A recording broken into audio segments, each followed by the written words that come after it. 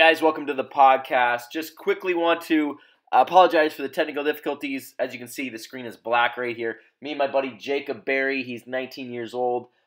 We were getting ready to do this podcast, and there was just some issues getting the first little bit of it recorded. But quickly to give you a little insight to what we were talking about, he was going on about how he first got into lifting in high school, going to the gym on lunch with his buddies. And then, they ended up phasing out, but he was the only one that stuck with it. So, again, guys, apologize. Now we're going to get into the meat of the podcast. So sit back, relax, and enjoy the show. Okay, just a few technical difficulties getting this ironed out. That's all right. So, man was talking about going to the gym with his buddies at lunch. Continue, my friend. Yeah, so that started in grade 9 and did that all through high school. Yep. Didn't really know much about bodybuilding until grade 12. When I took on a 4-period co-op at a gym in my hometown. Okay. That's where I got introduced more to bodybuilding. There were quite a few competitive bodybuilders there. Yep. And in particular, I know you know of him, Jesse. Yep. His physique just brought a new fire inside me. That's it. I really wanted to attain something similar. So ever since then, I've been working to build my own physique. Nice. So what did you do in grade 9? Like, say that those first few years in high school, you're going to the gym with your boys. What are you doing? Is it arms every day? Is it chest every day? Come on, be honest. I wish I hit arms every day. It would have done me a lot more. It would have helped me a lot more now. But I did chest. Me and my buddies would hit chest like every day. Yeah. And it really didn't do much for me because I still have, I'd say one of my weaker areas is my chest. And Interesting. I'd honestly probably incorporate that too over training it, not training it properly. Right. I went for we literally go in every lunch and be like, PR, let's go. Yeah, max bench, max bench. Every day. And I did hit a bit of legs. We did going in the squat rack, but it was mainly the compound lifts. We liked our minus deadlifts. That was not on the table. Yeah. We killed bench press, squats. Yeah, that's essentially what we did. Nice. So you guys would go every day, Monday to Friday? Every day. I lost them around, not lost them, but they sort of fell out of the gym. Oh, okay. Around the end of grade 10, grade 11, but I continued going and hammering it. Awesome. So, okay, so after that, so you're end of grade 12, is that when you started taking it a little bit more seriously? Yes. So I started really stepping up a gear. I got a coach. I think that's really important, at least for someone new going into the industry. Yep. Have that coach to provide you with that information that they've already went through and they've already experienced. Yep. And then I got my mindset on competing at Coburg Naturals in 2017, and then away I went. Yep, awesome. So tell me about that first prep experience. So you've only done one, correct? Is that your only show? I've only done one prep. Okay, so get into that. Your first and only prep. There's a lot of people that 2019 is approaching, right? So they're getting ready to get into that prep mode, and it might be their first one. So what can they expect? Yeah, so, you can definitely expect a grind, nonetheless. But, no, it was a great experience, and it really tested me mentally and physically. Yep. I did flexible dieting. That was the approach I went with at that time. Right. It worked amazing. I got extremely shredded. Sadly, just when show day came around, I went in a little bit flat. Yep. But everything leading up to the show went really smoothly. My body adapted really well with our methods, and I lost weight really easily. I actually did barely any cardio all prep. Oh, wow. Lucky you.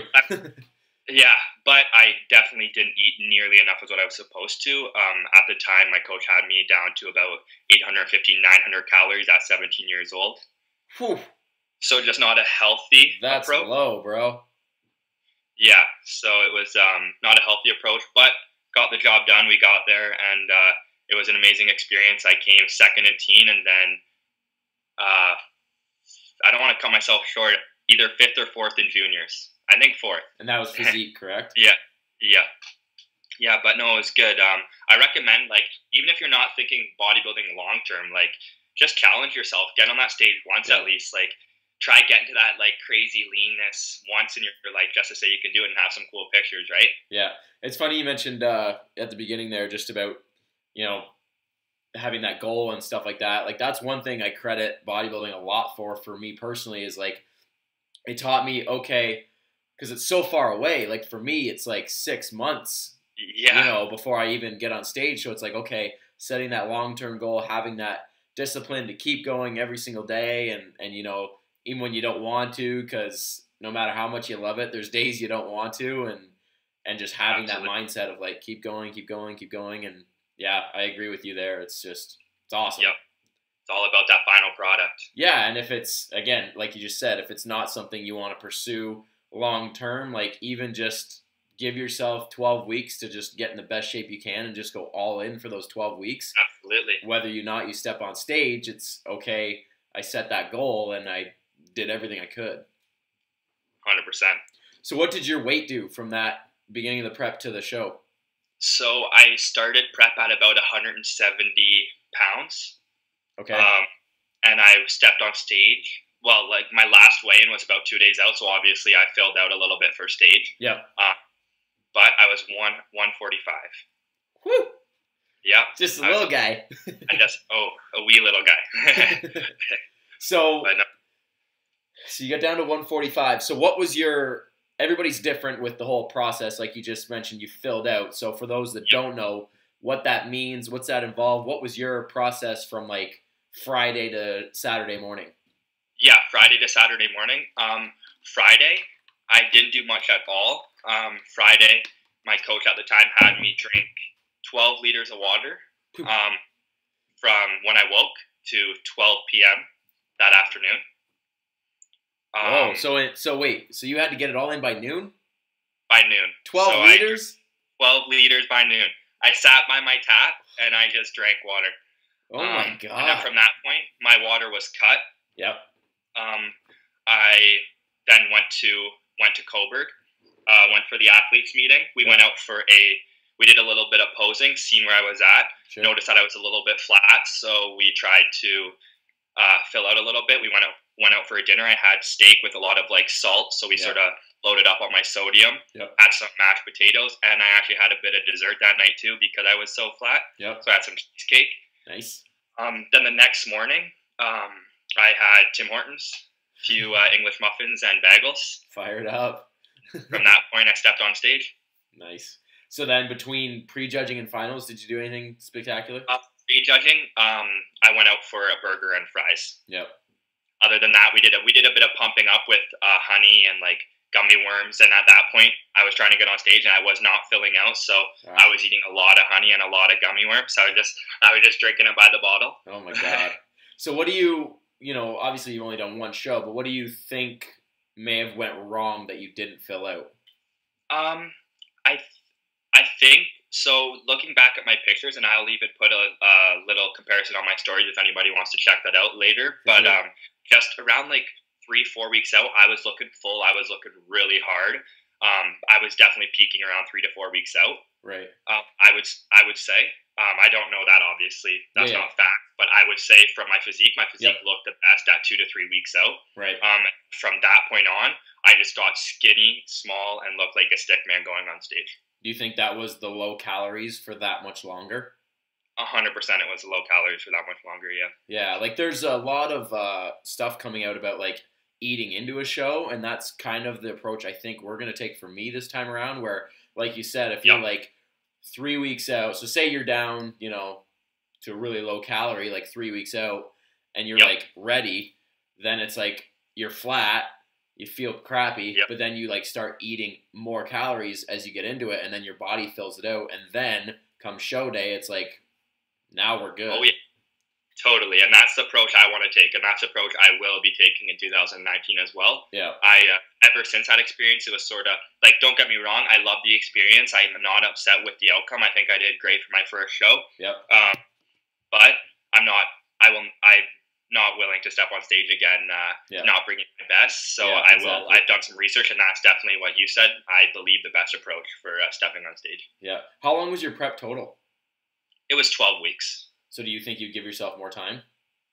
I'm going to give myself way more time, and just do it way more steady. Yeah. Way more steady. Like I'm going to be just not even cutting calories when I start my prep. I'll just be adding certain things and manipulating other things and other variables, right? Nice. So tell me about your flexible dieting. So I actually did that my first show too. My first show in 2015, that was a physique show as well. And I did the same thing. Like I would just basically track it on my phone in my Fitness Pal, fit Yep. things in. Like I remember eating like smile fries all the time because I like to fit them in and like Oh yeah. shit like Yeah. that. But now that I have a coach, we follow more of the, strict like bro meal plan kind of deal, but Yep. I can't deny the results. So what are your thoughts on, how it went the first time for you? Like, what did you do? And then, looking at 2019, are you going to do anything differently or? Yeah. So, I've always been a believer, like ever since the start of my prep, like my first prep. I was a lot younger, but luckily I tried to pay attention to what foods worked well for me and what foods didn't. Yep. I like flexible dieting, but it's definitely not. A lot of people hype it up to be the best thing and say you can get the exact same results as, for example, a structured meal plan. Yep. I would argue any day that you will not get the same results eating a bag of candy versus having a good, clean source of carbs. There's just no one's going to get that through my head. I don't care how hard you try. So for my first prep, I was being coached by guys who get amazing results and look amazing on flexible dieting. Yep. But looks and health are two different things. Right. I started being very bloated, starting feeling disgusting, and still from my first prep have troubles with my stomach and bloat that I never had beforehand, just due to the fact that I was not eating healthy at all this prep. Like I was eating donuts, I was eating like my sugar must have been, I don't remember. I try to keep my sugar below 30 grams now on any meal plan I make for myself. Yep. But I would argue it was probably like 100, 120 grams easily. I was getting most of my carbs from sugar, so simple carbs. Now, were you being instructed to do that, or was it more so like you're like, okay, I've got 300 carb, I could eat some Pop-Tarts and some ice cream, blah blah blah? So I was never instructed to eat candy, okay. but the way my coach at the time looked at it was he said, you will get the same results eating candy as you will eating an apple. Yeah. Like that was his logic. Yeah, and so for 17-year-old you're like, yeah, hell yeah, give me some candy, bro. Gummy worms. Let's go. Yeah.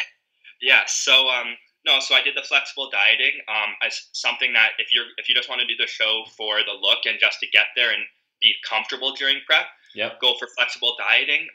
In 2019 and even in my off season now, I'm keeping very structured because long term I want to be the best bodybuilder I can be. If that means if I make it to nationals, that means I make it to nationals. If that means I get my pro card, I get my pro card. I just want to be the best I can be. And I believe I'm trying to teach myself habits at a young age, so I do very structured meal plan, and I want to get all those habits rolling. So in a year or two from now, it's not a grind at all. It's just a lifestyle, right? Yeah, like I agree. I did the whole flexible dieting thing for that first show, and I got lean. Like I didn't get nearly as shredded as I do now, but I think that's obviously like it was my first show, self-coach. Like there was probably other factors at play, not just the diet.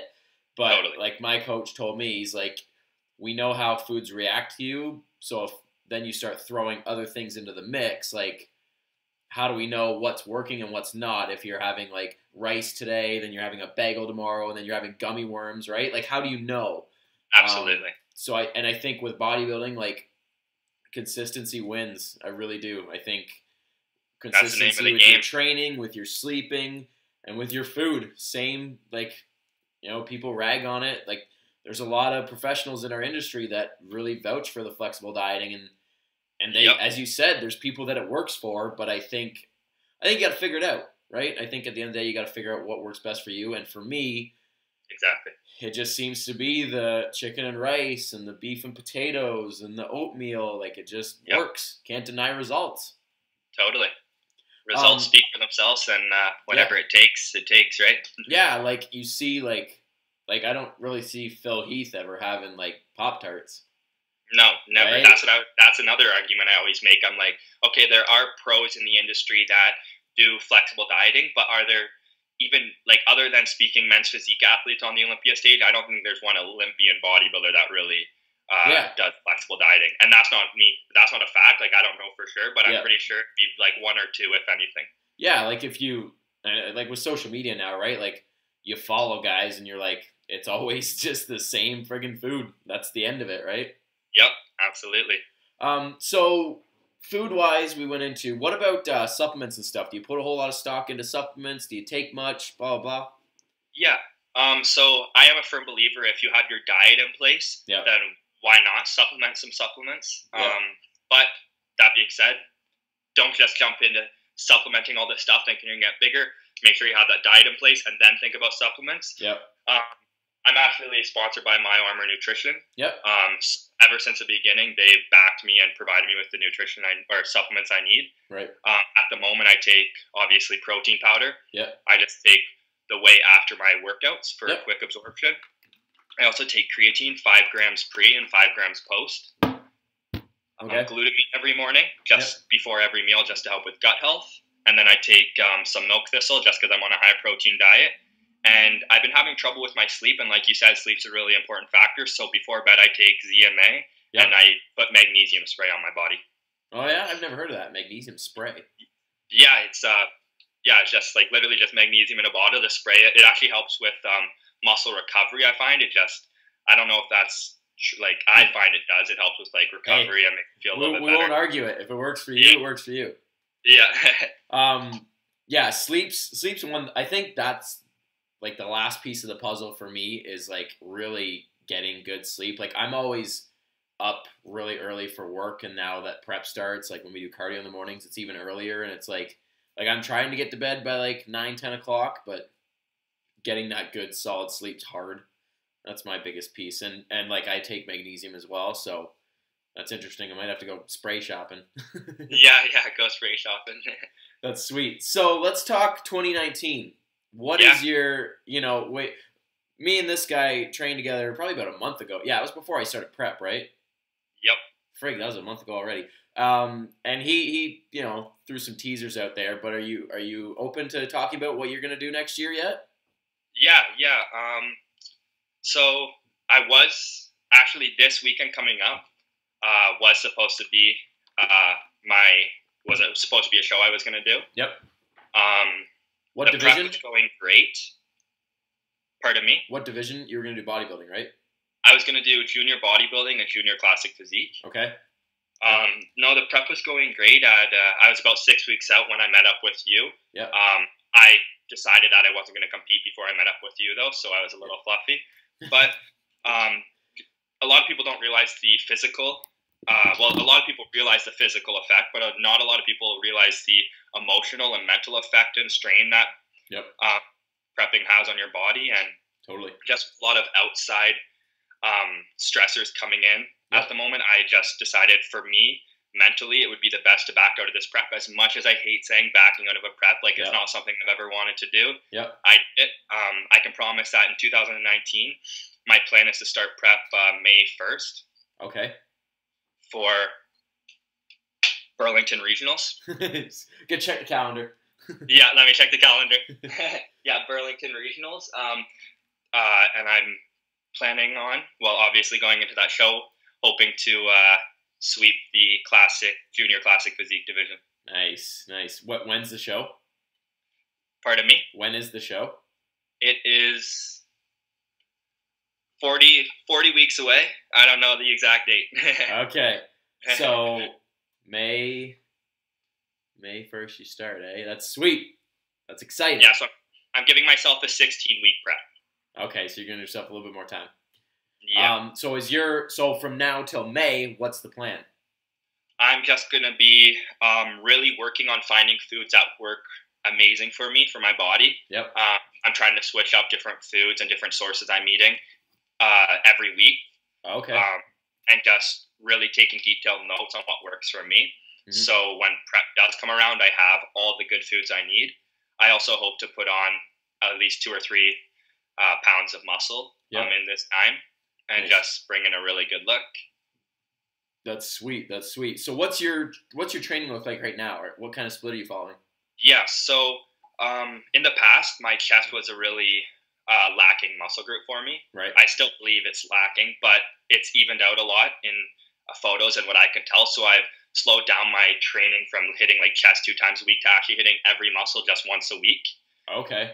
So it starts off hitting chest, back, then it goes shoulders, legs, arms, and rest. Okay, so you use 6 straight? 6 straight, 6 straight, but one's a rest, right? And then repeat. Nice. Yeah.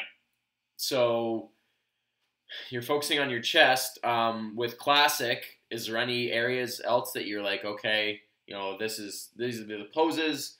What do I need to bring up to really match that and make that kind of look like I've seen you in person, right? And like, people will find you on Instagram, and in the picture for the video, there'll be photos, but like, you got a very classic look. So overall, are you like, obviously there's room to grow, but are you like, okay, I've got a good base?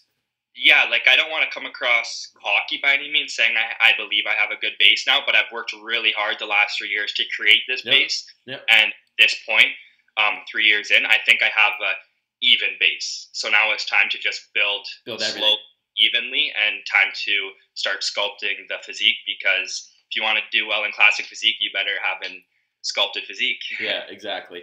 What are you planning to weigh by the start of prep? Like, obviously you're not going to be 170 anymore. Yeah, no, I'm back up to 195. Okay. I would love to. I do challenge myself with weight. Like, I think it's really fun to push some new numbers on the scale. So the heaviest I've ever got up to is 206 pounds. Okay. I'd like to get up to like 210, 215 pounds. Woo! Awesome. On my frame, it'll be a little chunky, but I'm not one to be afraid to get fluffy in the off season. No, I agree. Like, that was like this. I think I can go back through my notes and clarify, but I think this prep is the heaviest I've ever started. And like, even then, like, I could put more on. Like, I could still like relatively see. Well, yeah, you saw me in person, right? Like, I still don't look bad, right? I don't look like tubby guy in the off season, but I think after this string of shows in 2019, it'll be, like you just said, pushing that scale up a little bit, having like a good environment to grow in, because I was always, conscious of how I looked. And like, I think you always are, but it's like, okay, if I want to be, we've both said this probably in this podcast already, but like the best bodybuilder I could be, then that means I might need to get a little bit heavier and ignore the abs for a couple months, right? Absolutely. The abs can always come back in 16 to 12 weeks, right? Yeah, that's right. And like, even for me, like, I know I'm strongest hovering more around like 180 than trying to stay around 170, right? Just whether it's leverages or just, I got more fuel in my system, whatever it is, like I'm able to push more numbers, which in turn is probably going to lead to more growth, right? Totally. It will. Yeah, that's one thing that I think a lot of younger guys struggle with is like, I mean, even like how old are you? You're 19, right? I'm 19, yes. Yeah, so like, even like, are you out of high school now? Yes, I'm out of high school now. Yeah, so like, you can probably attest to this. Like, all the boys just want abs just so the girls look at them, right? Absolutely. So it's like, it's hard for like younger guys to like, well, I don't want to get fat. Chicks don't like that. It's like, you'll be shredded later. Just get fat for a little bit. Yep, totally. When it comes to, if you're thinking bodybuilding, like if that's why you work out and you think bodybuilding, I think one of the first things you have to get out of your head, and look, I said this right from the start, like a lot of people ask me why I was doing one of my previous bulks, why I was bulking in the summer. Yeah. Simple answer is, I'm not cutting for anybody. Like, I don't care what I look like for you. I care what I look like when I come to that stage and when I'm competing to win. Yeah. So if that means I'm going to look fluffy in the summer, then so be it. Looking like a whale on the beach. I'll be a beach whale. That's right. That's sweet. So let's talk goals now. So obviously 2019, you want to sweep that junior class, and you're still going to have like 3 years as a junior. So what's your plan, like, competitively for the next like 3 years, say? Yeah. So this year, obviously I hope to sweep the juniors, and then from that point I picked the Burlington Classic because it's about 10 to 12 weeks out from nationals. Oh, okay. Good call. So I want to, hopefully, as long as I qualify, and I'm planning to, I want to step on that national stage, and that's my goal, just to get on that national stage and see what kind of competition I have. Yeah. Because since I do have 3 years, then the year following, take a year off of competing, still have my qualification, and then my last year, give it hell. That's sweet. That's sweet. Yeah, definitely having that time in between is beneficial. Like last year, I didn't have that, and I think it kind of screwed me in the end, just because I didn't have time to like make improvements, and then it was like trying to play catch up with getting the weight back off that I put on in time. Like, so you're smart. Kill it next year, take a year off, and then do it again. Thank you, man. That's what Good plan. Are you going to get a coach for this, or are you going to dive in yourself? That's a tough. I don't know. Like, I think it's very important to have a coach. But I just don't know at this point. Due to financials and due to for sure just everything. Like, I'm so young that I do like the idea of learning my own body. Yeah. I agree. And when I do take it to the next levels, then eventually find a coach. But at this point, I really like the idea of just learning my own body. Yeah, you're so young too, right? Like, frig, you could do it yourself for like 2 more years, right? Get more stage experience, learn your body. That way, when you do get a coach, you're like, okay, this is what I found works for me. Yep. You help me out, but these are the stats I've got right now. We got those books for a reason, right? There you go. That's right. Yeah. You get meticulous about these things, right? Like, I know if I have rice like an hour out from a workout, it's gonna be good. Oh yeah. I feel you there. Like, I've literally played with consuming like certain like 30, 40 grams of rice versus 100 grams of rice before a workout, and even that, like, you can tell, like, my body likes less carbs before a workout, and I get a better pump. But it's just like finding that little thing for yourself, right? No, that's key. That's key. Yeah. All right, dude. Let's finish this off with just like a little rapid fire, a little Q&A. Just some quick shots for you. Start with favorite body part to train. Legs. Love it. Favorite, top 3 exercises you're gonna hit on leg day. Squats. Lying hamstrings. Hammies. I like it. And walking lunges. Ooh, that's a good combo right there. Yep. Favorite cheat meal when you're going out on a Friday night with your girl. What are you feeling? Oh gosh, definitely a burger. Yep. What's on the burger? What's you got for me? Well, if I have access to the works. Yes. I'm going to the works, and then I'm getting whatever comes to my mind there. I normally just go for the most calories. I'm like, this is sweet. I'm eating like 2,000 calories in one burger. I'm gonna nail this. Yeah, I'm gonna be swole. Yeah. That's sweet. We touched on supplements a bit earlier, but if diet and training are in check, what's your top 3 supplements that you'd probably have in your routine? Yep. Glutamine. Okay. Creatine. Yep. And at this point for me, ZMA. Yeah. Because it helps a lot with my sleep. For sure. Awesome. What is your workout that doesn't get you as amped up? Like, we love training. We love every workout the same. But, like, is there one day that you're like, meh? Arms. Yeah, arms is boring, eh? And I wish I had that, like, I wish I had that drive like everyone else when you see them hitting arms every other day. It's like, I wish, because I think my arms would be huge, but I just don't have that. I'd rather hit calves. Yeah, like I was like, we all were. We just want big arms when we were younger, right? So it was like, arms was the best day, and then now it's like, for me, it's like legs and back. Like, those are 2 like good solid workouts. You feel good, but yeah, when it's arm day, like, I just hope I get a good sleeve busting pump and call it a day, but it just doesn't get me amped up. You're just bending your arm different ways. That's all it is. And I find with arms, at least for myself, you were talking about like a crazy pump. Legs, I will, like, when I get a crazy pump, that just makes me motivated and makes me keep grinding and feel the pain. Arms, it's like a couple curls, I got a nasty pump. It's like, all right, let's go. Time to eat. Yeah, exactly. Yep. Who are maybe like 2 or 3 physiques that you look up to and you're like, they could be nowadays, could be 50 years ago, that you're like, that's where I want something similar to look like? Yeah. So my all-time favorite, Flex Wheeler. Yeah. Just love the aesthetics of them. Love the tightness, the like proportions, everything, and I find a lot of similarities. Like, he's a legend, so I by no means can I compare myself, but I do look at his physique a lot, and I find a few similarities with mine. So that's someone I really look up to. Yeah, like structurally. And then that being said, a very similar physique to him, and I feel like his motivation when he was becoming a bodybuilder, Sean Roden, was probably Flex Wheeler. They have very similar physiques. Yeah.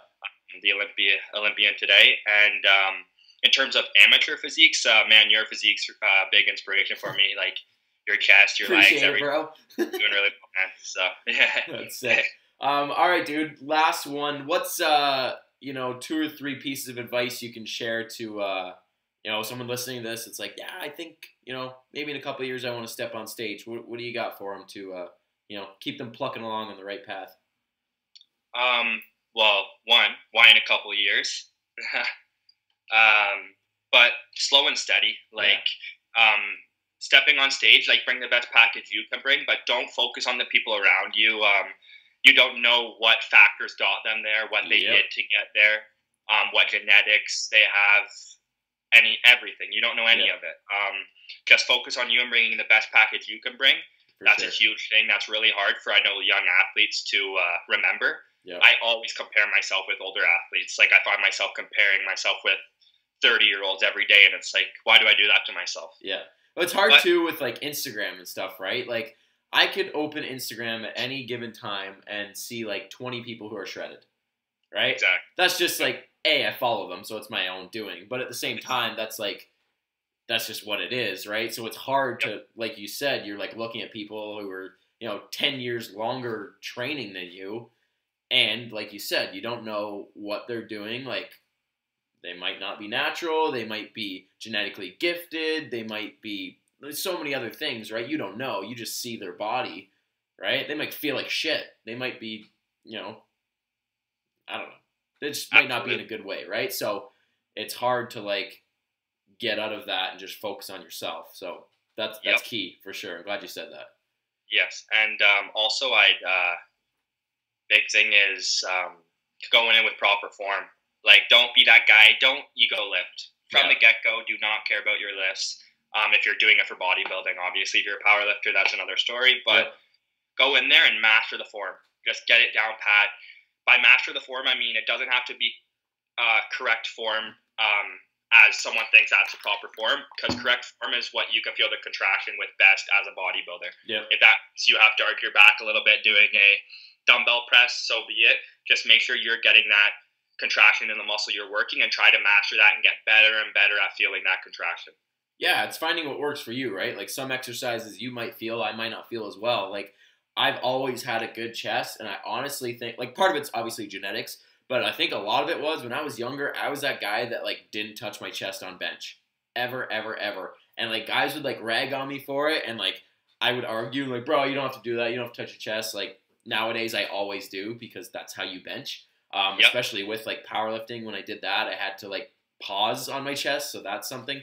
But, I always did, those little 3/4 reps, and, I honestly think it kept so much tension on my chest that it just had to grow. Yeah, man. I believe it, and I'm actually going to go do that at the gym today. There you go. Chest day for the man right now. No, yeah, I agree. Very, very good points, advice for people to take away.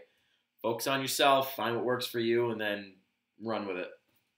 Absolutely. That's awesome. All right, dude, plug your Instagram and stuff, YouTube, whatever you got there. Where can people find you? I'll have it on screen, but shout it out. Yeah, man. So my YouTube and Instagram are the same. I don't have anything on my YouTube yet, but I plan to get some stuff on there in the future. Bodybuilding with Jake. Bodybuilding _ with _ Jake. Nice. That's awesome, man. So give this guy a follow. Shout him out. Show him some love. Be on the lookout for 2019. He's going to tear it up. And we're going to work out again soon. We got to line that up. All right, great, buddy. Well, you enjoy the rest of your day. This was awesome. I appreciate you coming on, and we will talk soon. See you, man. Nice talking to you, and thank you. It was a pleasure. No problem, man. Have a good rest of your day. See ya.